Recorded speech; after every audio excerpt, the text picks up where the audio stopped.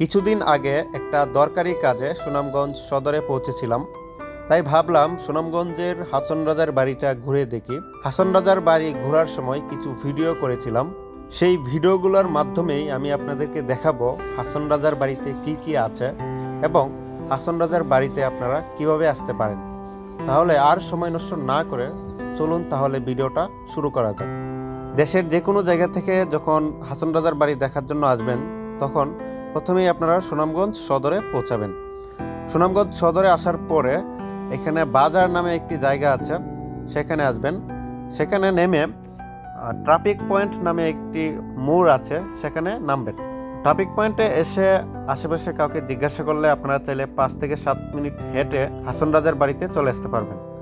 হাসন রাজার বাড়ি যেই জায়গাটিতে অবস্থিত সেটির নাম হচ্ছে নদীর পার।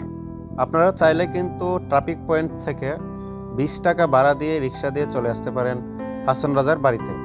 আপনারা যখন নদীর পাড়ে চলে আসবেন তখন দেখতে পারবেন এরকম খুবই সুন্দর একটা ভিউ। দেখবেন যে এখানে ফেরি নৌকা চলতেছে, তারপরে বিভিন্ন হাওরে যাওয়ার জন্য বিভিন্ন নৌকা অপেক্ষা করতেছে। হ্যাঁ, তো এই দৃশ্যগুলো কিন্তু খুবই ভালো লাগবে আপনাদের। আসসালামু আলাইকুম। আমরা এখন হাসন রাজার বাড়ির ভিতরে প্রবেশ করব। দেখেন আপনারা গেটটা ছোটোখাটো।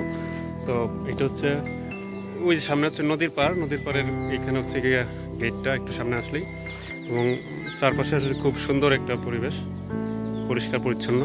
তো ভিতরে ঢোকার পরে আপনারা টিকিট সংগ্রহ করতে পারবেন। তো এইখান থেকে আপনারা টিকিট সংগ্রহ করতে পারবেন।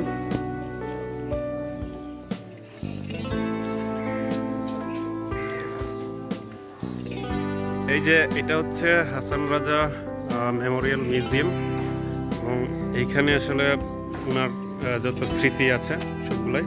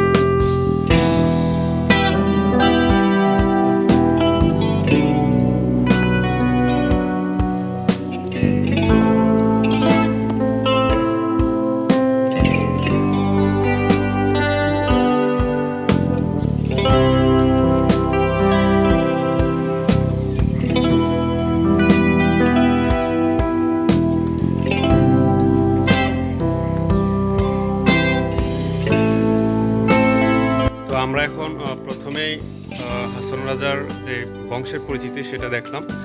এটা ছোট একটা রুমের মধ্যে সবগুলা সাজানো ছিল, তো সেগুলো আপনারা দেখতে পারলেন। তো এখন আসছি অন্য আরেকটি জায়গায়। এইটা হচ্ছে দেখবো আর কি, এখানে একটা ছোট পুকুর দেখা যাচ্ছে। সো এইগুলো আসলে ওনার বাড়ির ভিতরেই, তো আমরা সবগুলোই আসলে ঘুরে ঘুরে দেখবো। সো এখানে একটা কথা বলে রাখি, আমরা কিন্তু 30 টাকা দিয়ে টিকিট কেটে তারপরে এখানে প্রবেশ করছি। তার মানে পার পার্সন এখানে 30 টাকা টিকিট। হয়তো বা আমি একটু খোঁজ নিই নাই যে শিশুদের ক্ষেত্রে ব্যবস্থা কি। সো আমরা এখন অন্য একটি ঘরের ভিতরে ঢুকবো।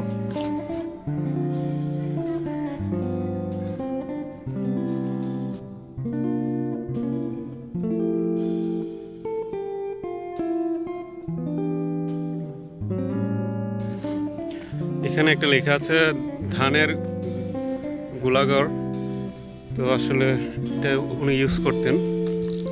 হয়তো বা। সো এটার ভিতরে তো ঢোকা যাচ্ছে না।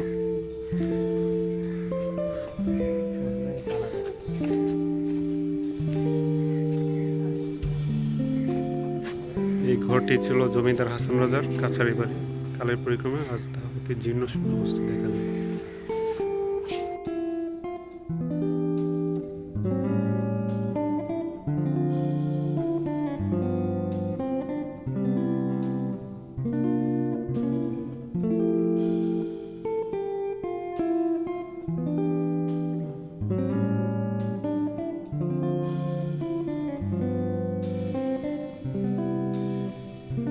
তো অনেক আশা নিয়ে এখানে এসেছিলাম, ভেবেছিলাম যে অনেক কিছুই দেখব।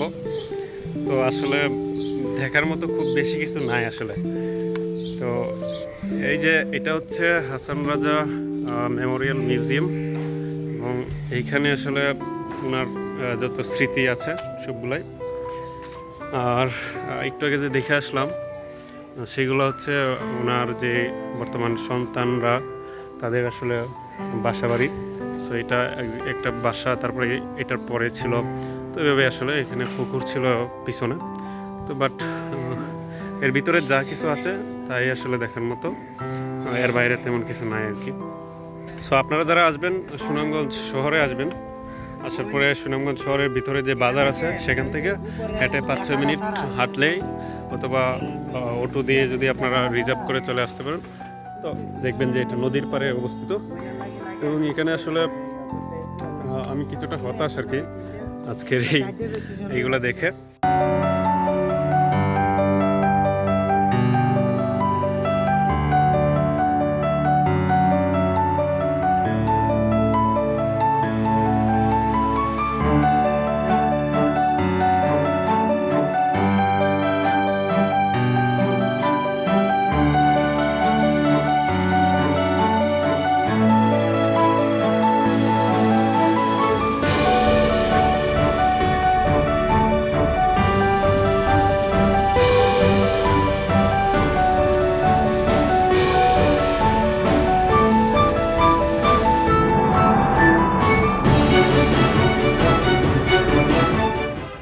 তো আমরা হাসান রাজার বাড়িটা ঘুরে ঘুরে দেখলাম, এবং এখানে যে মিউজিয়াম আছে সেটাও দেখলাম।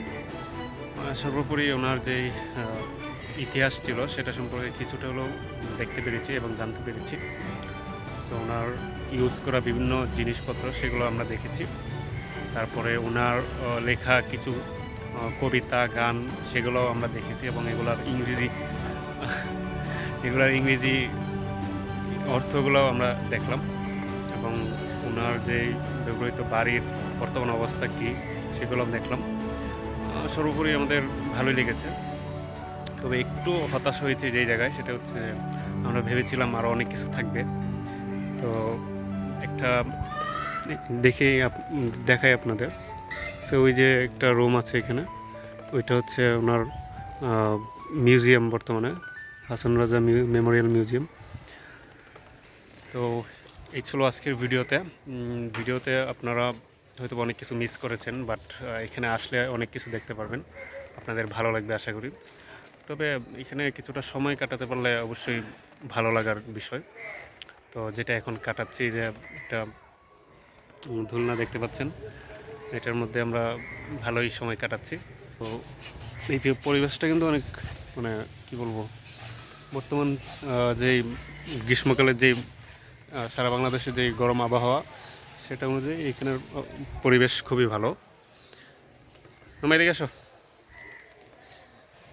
কেমন লেগেছে তোমার একটু বলে দাও। আলহামদুলিল্লাহ, অনেক ভালো লেগেছে। প্রাকৃতিক আবহাওয়া। তো হাসান রাজার বাড়ি দেখে আসলাম, মোটামুটি আমার কাছে মোটামুটি ভালো ছিল, তবে যতটুকু আশা করছিলাম সেটা হয় নাই। মামা, তোমার কাছে কেমন লাগছে কি বলো? আসলে এত গরমের মধ্যে আবহাওয়াটা খুব ভালো লাগছে।